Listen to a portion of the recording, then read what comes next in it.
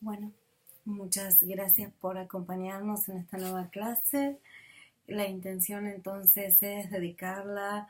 justamente a un tema que es parte de una investigación que yo comencé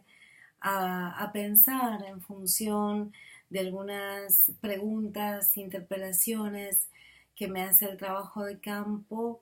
y que van a partir de comprender cuál es esa forma etnográfica que llega hacia nosotros a partir de lo que la feminista vietnamita Trinh Minh llama el principio maestro, es decir, aquel principio antropológico que de algún modo funcionaliza la forma en que se hace etnografía, la forma en que la propia disciplina antropológica carga con ese peso de origen, ¿no? Si se quiere, respecto de cuál el orientalismo o la fabricación de otredades o las cualidades talismánicas que ofrecen, según la antropóloga Lila Bulgut, la posibilidad de pensar que son las culturas aquellas que son esencializadas a través del discurso antropológico, a través de la creación de otredades radicales, de las ciencias que fabrican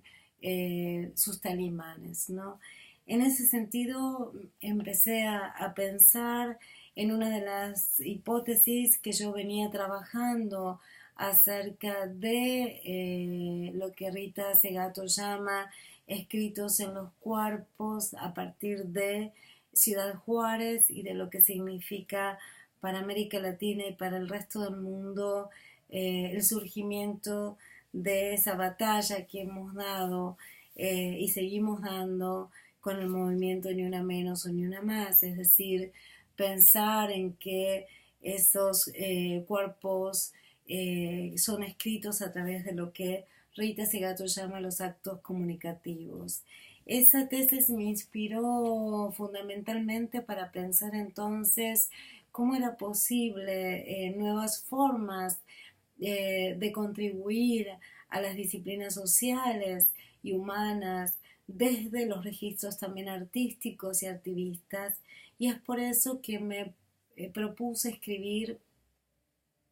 un libro que acaba de ser publicado, que se llama La Revolución será feminista o no será, que es el que tengo aquí y de aquel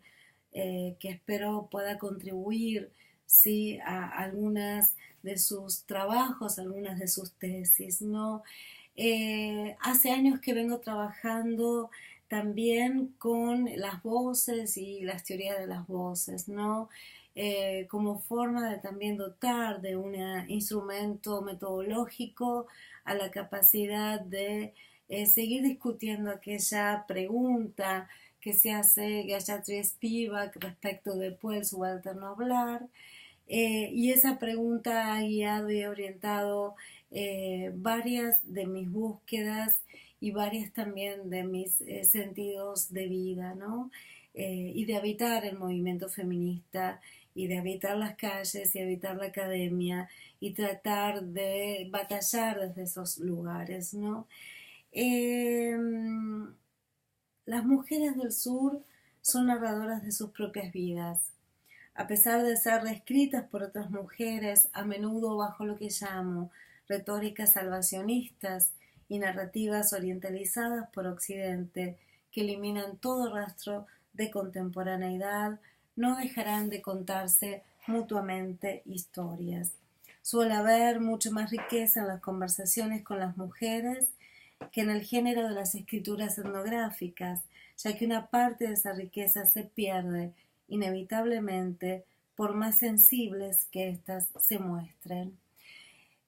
Así comienza el capítulo 4 de Etnografías Feministas Postheroicas, escritos en los cuerpos racializados, ¿no?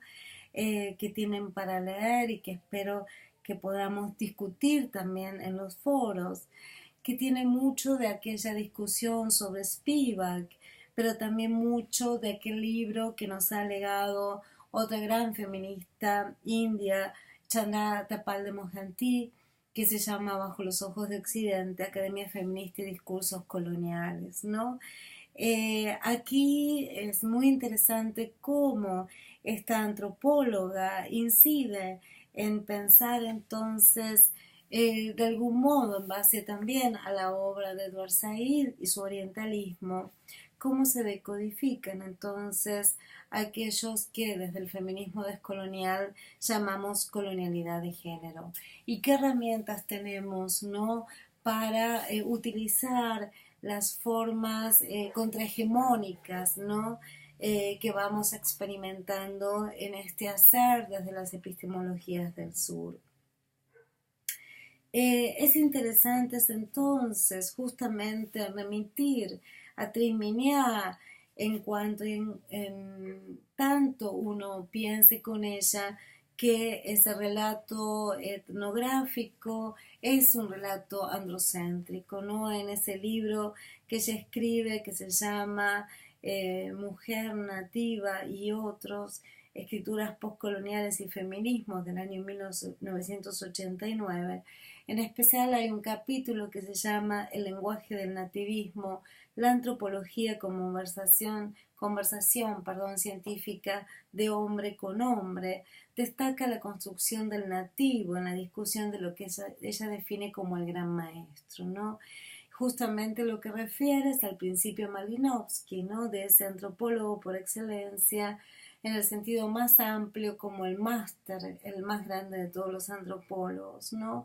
Sin embargo, mi experiencia como docente, como socióloga,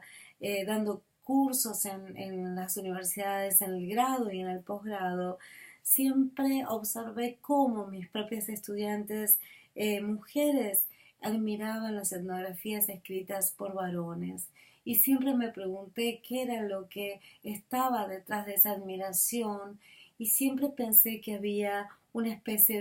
de héroe, pero también ese principio del maestro, ese principio endocéntrico que yo le llamo, que rige las formas de construir los textos, las formas de invocar, sí, cuáles son las tesis más ejemplares de la historia de nuestras ciencias y cómo también esas historias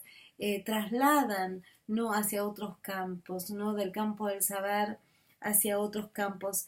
culturales. Y así yo llamo entonces ese principio de heroicidad androcéntrica, ¿no?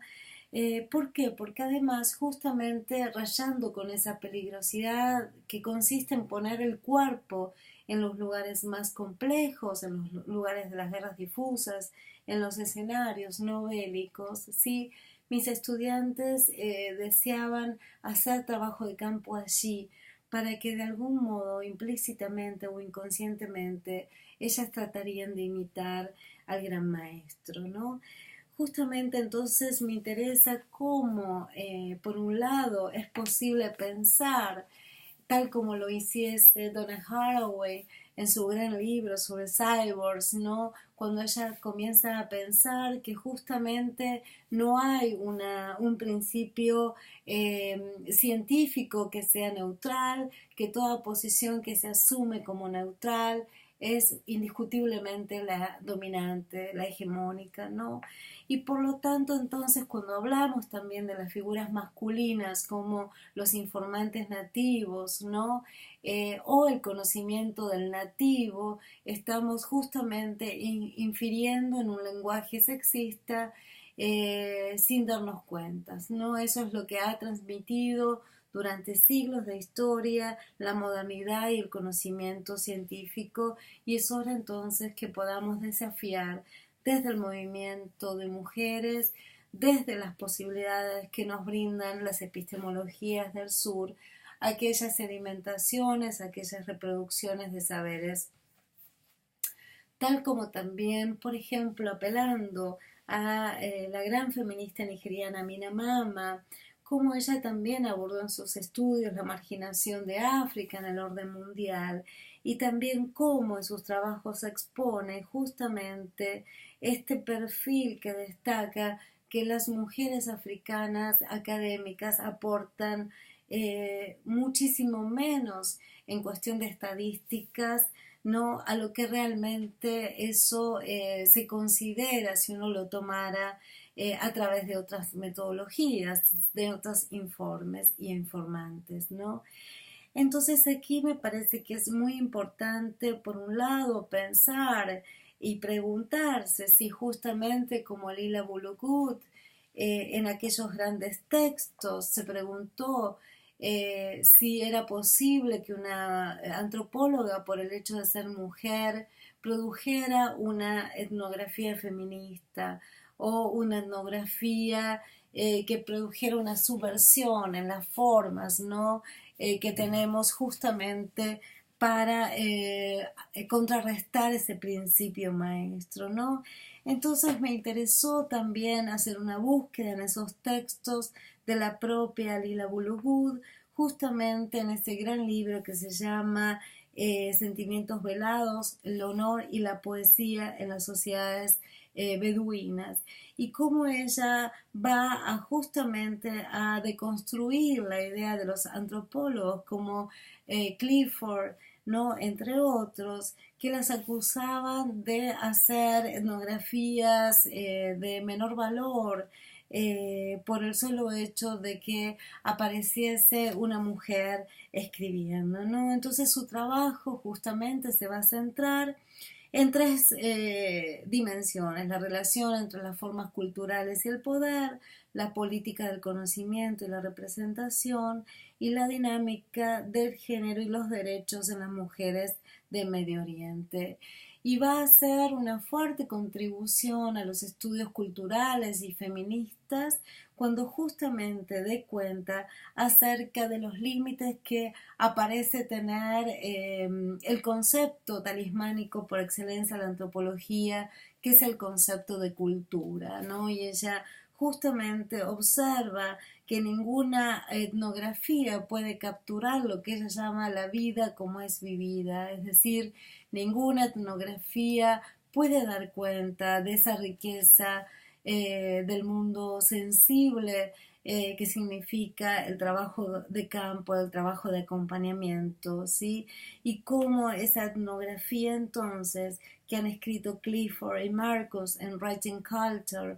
¿no? The Poetics and Politics of Ethnography, todas las etnografías son verdades parciales, ¿no? Y aquí justamente entonces ella va a preguntarse qué sucede con la etnografía escrita en una diferente voz, ¿no? Me interesa por demás justamente interpelar a la posicionalidad, ¿no? ¿Qué es la situacionalidad del campo? Es la situacionalidad en el cual esa posicionalidad, decía Haraway, no solo es un hándicap, sino que debe ser explicitada y explorada.